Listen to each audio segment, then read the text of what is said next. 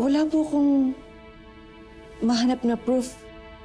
Kasi wala pa pong CCTV sa office area ko. Saan niyo po ito nakuha? Sa isa sa mga janitor natin, kanina umaga lang nga niya ito binigay sa akin. May meeting.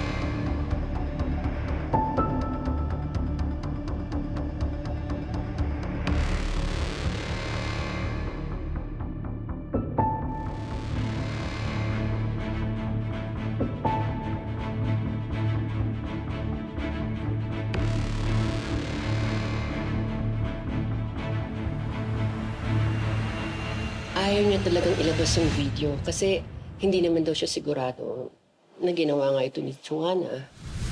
Eh, bakit po nagbagong isip niya? Nang malaman niya na ninakawan ka ni Joanna ng pinaghirapan mong idea, hindi na siya nagdalawang isip. Ayaw niya na maagrabyado ka.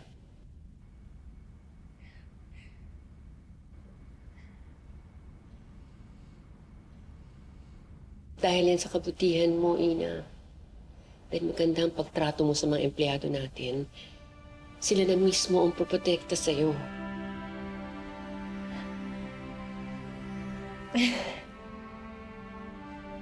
Pero paano na po yung project? Yan pang isang dahilan kung bakit ako nandito. Ikaw na ang in charge dun sa project. At dahil ikaw ang CEO, siyempre, mas nararapat na ikaw nang humarap sa press para mag-explain sa kanila lahat ng mga nangyayari sa kumpanya para maliwanagan sila. Po?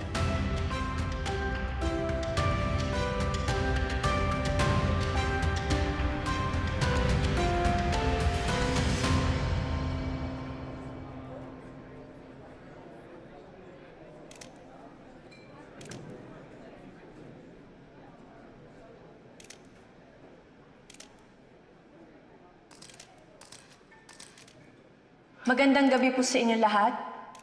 Thank you for joining us tonight. Ako po si Ina Villarazon at nandito po ako sa inyong harapan ngayon para i-address ang patuloy na lumalalim na issue patungkol sa aming kumpanya na De La Costa Food Corporation. Unang-una sa lahat, nais po naming ipahayag ang paghingi namin ng kapatawaran sa mga naapektuhan sa aksidenteng nangyari sa Nono's Favorites. Our thoughts and sympathies are with each and every one of them and their families. Lubos po naming ikinalulungkot ang pinsalang na idulot namin at ginagawa po namin ang lahat sa abot ng aming makakaya na ayusin ang bagay na ito. Miss Villarazon? Miss Villarazon? Yes. Miss Villarazon, si Joanna de la Costa may kagagawa na aksidente. Pero bilang CEO ng kumpanya, sa halip na gumawa ng aksyon at turuan siya ng leksyon, bakit binigyan niyo pa siya ng pagkakataong makapagtrabaho sa opisina niyo? Hindi po ba para ring tinraidor niyo na rin ang mga taong naapektuhan sa aksidente?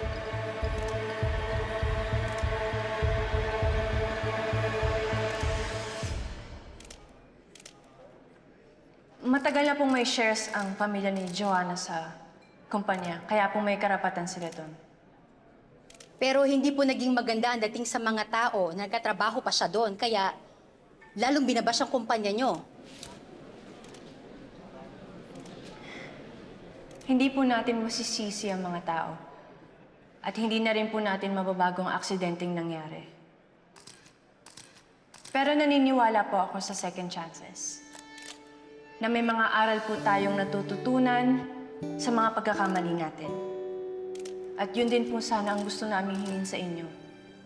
Nabigyan niyo po kami ng isang pagkakataon na maitama ang mali namin. Hindi po titigil ang aming kumpanya at restaurants sa pagbigay ng magandang serbisyo sa aming customers. Asahan niyo po ang mas pinamura at pinasarap naming produkto. Isa na po dyan ang tinatawag naming second chance service. Kaya subukan niyo po kami sa nono. Try niyo na po, second chance serving! Ay, hello po, ma'am. hello Good morning po. Good morning po. Gusto niyo po i-try ang second chance serving promo namin? Second chance serving. Ano po yung second chance serving? Pag umorder po kayo, libre na po yung second serving namin. Ayun na po, promise masarap po ito. Invite niyo na rin po yung mga friends and family niyo. Okay po. Thank you. Ay, siya pakulo ng mga De La Costa. Ay, fairness ha. Ang sarap pa. Kala ko sa Nono's favorite lang meron second chance food service. Pati pala sa lahat ng restaurant. Sinabi mo pa, busog na busog ako. Totoo nga na mas gumanda yung service nila. Balik tayo dito, Sama natin sila. Mag-enjoy talaga yun. At dahil po binigyan niyo kami ng second chance, sagot na po namin ang inyong second serving. Yan po ang aming second chance serving promo.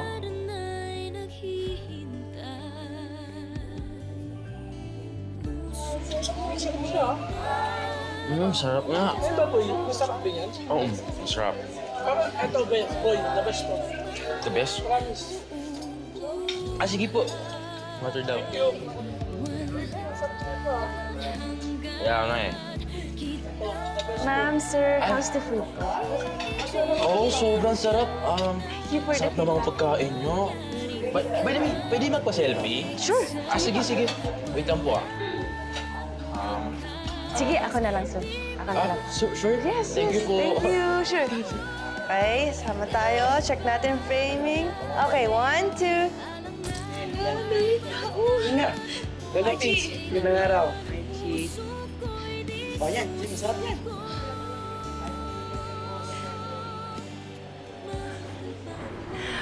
Bunga ito lahat ang pinahirap mo.